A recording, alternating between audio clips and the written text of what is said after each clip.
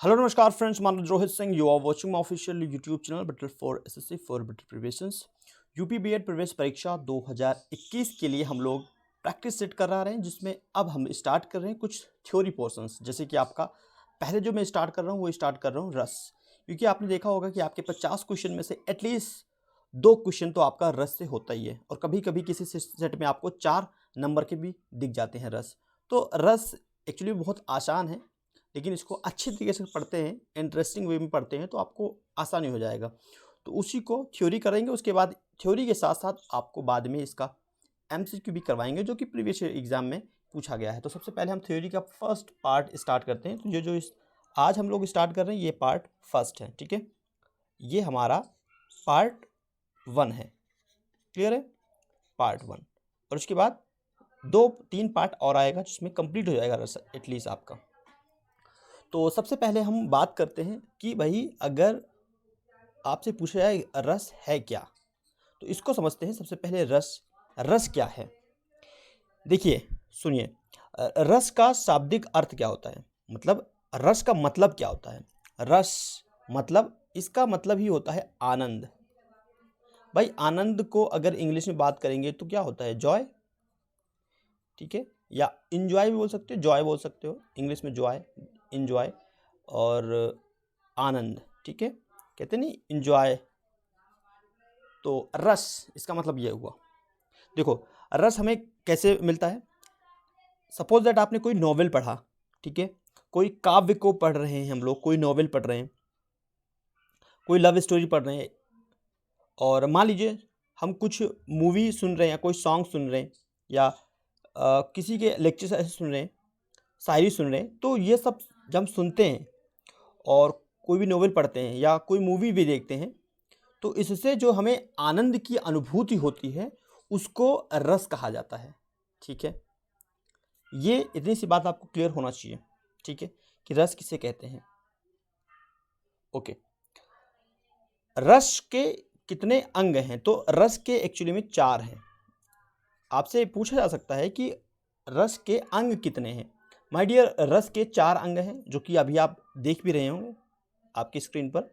अस्थाई भाव, ठीक, एक तो हो गया अस्थाई भाव, एक आपका हुआ विभाव, ठीक है, डिटेल में बात करेंगे, अनुभाव, ओके, और उसके बाद संचारी भाव। इतनी सी बात क्लियर हुआ।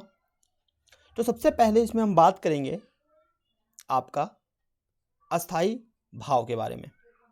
अस्थाई भाव के बारे में बात करते हैं, ठीक है। कितने होते हैं अस्थाई भाव, इसके बारे में बात करेंगे, ठीक है। आइए थोड़ा और विस्तार से देख लेते हैं। देखिए अस्थाई भाव टोटल, वैसे अस्थाई भाव के अगर हिंदी में हम लोग अस्थाई भाव मानते हैं 9। तो अस्थाई भाव की संख्या कितनी होती है, ये भी एग्जाम में पूछा जाता है, अस्थाई भाव की संख्या। तो कितना होता है, 9, ठीक है। एक क्वेश्चन आपका ये बनेगा, और ये भी होता है कि भाई अस्थाई भाव 9 है, लेकिन अस्थाई भाव की मान्यता कितनी है। तो अस्थाई भाव की मान्यता,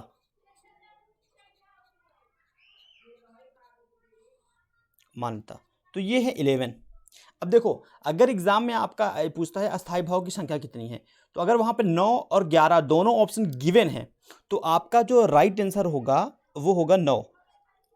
लेकिन अगर ये पूछता है अस्थाई भाव की संख्या कितनी है, और उसमें 9 ऑप्शन नहीं है और 11 ऑप्शन दिया है, तो आप 11 पर टिक मार के आएंगे।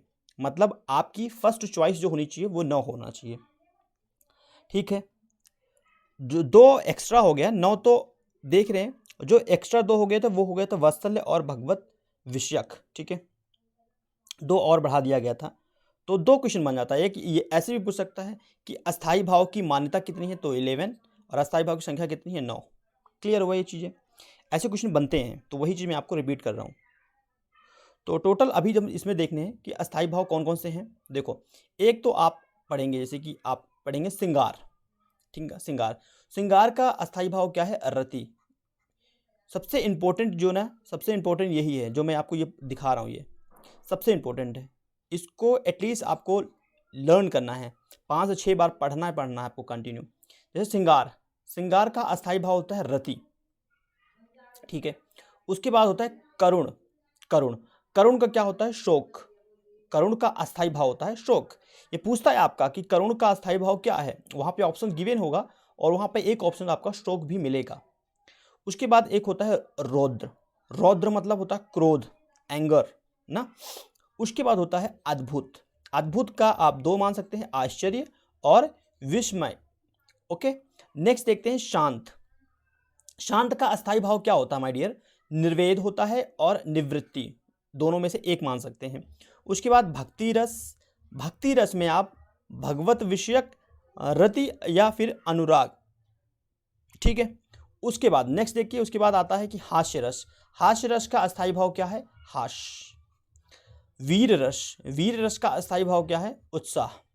वीर रस, वीर रस हमें कब मिलता है भाई? कौन ऐसा क्या देखने में हमें वीर रस मिल जाएगा? मान लीजिए कि हम बॉर्डर मूवी देख रहे हैं, बॉर्डर मूवी देख रहे हैं, ऐसी कोई मूवी, रानी लक्ष्मीबाई की मूवी जो आई थी उसके ऊपर बनी थी, तो वो मूवी देख रहे हैं, ठीक है, बॉर्डर की मूवी देख रहे हैं, तो उस मूवी को देखकर हमारे अंदर वीर रस निकलता है, ठीक है, उत्साह बढ़ता है, तो वही है वीर रस।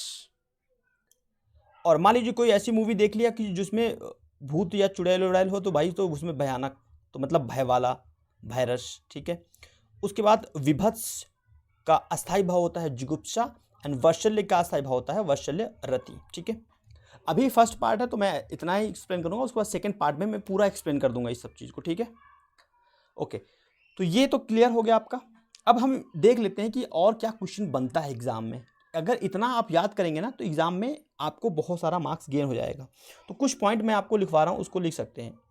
जैसे कि श्रृंगार, श्रृंगार रस, तो श्रृंगार रस को हम क्या कहते हैं? श्रृंगार रस को एक और नाम दिया गया है, उसको बोलते हैं रस राज, रस राज। तो श्रृंगार रस को एक नाम और दिया गया है, श्रृंगार रस को रसराज भी कहा जाता है, रसराज या रसपति, क्या कहते हैं? रसपति भी कहा जाता है, ठीक है, रसपति भी कहते हैं। तो एक क्वेश्चन आपका ये बन जाता है कि श्रृंगार रस को क्या कहते हैं एक और नाम से? तो रसराज, रसपति। और एक चीज़ और याद रखना, जो भरत मुनि थे भाई, इनसे क्वेश्चन क्यों बनता है? क्योंकि भरत मुनि ने रस, रस को वो माने हैं, कितने माने हैं? 8 ही माना है उन्होंने। कितना माना है? 8 माना है, ठीक है। नाटक, वो भी नाटक में 8 ही रस माने जाते हैं, क्योंकि वहाँ शांत रस को रस नहीं गिना जाता है, समझे आप। तो भरत मुनि ने रसों की संख्या कितना माना है? 8, 8 ही रसों की संख्या,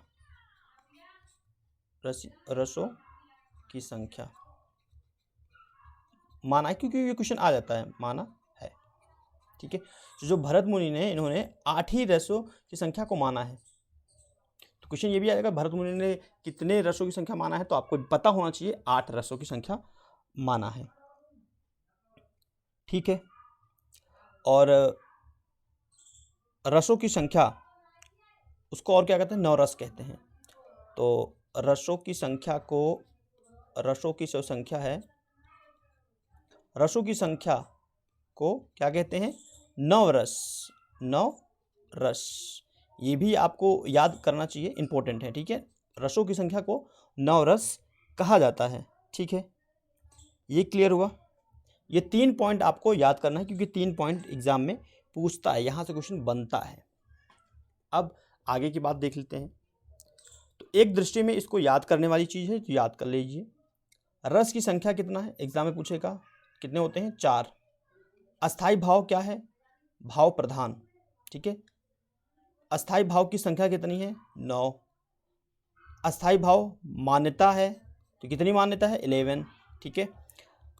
मूलतः रसों की संख्या कितनी है? मूलतः रसों की संख्या 9 मानी गई है। विभाव कितने, विभाव के कितने भेद हैं? तो विभाव के 2 भेद हैं। कौन कौन से हैं?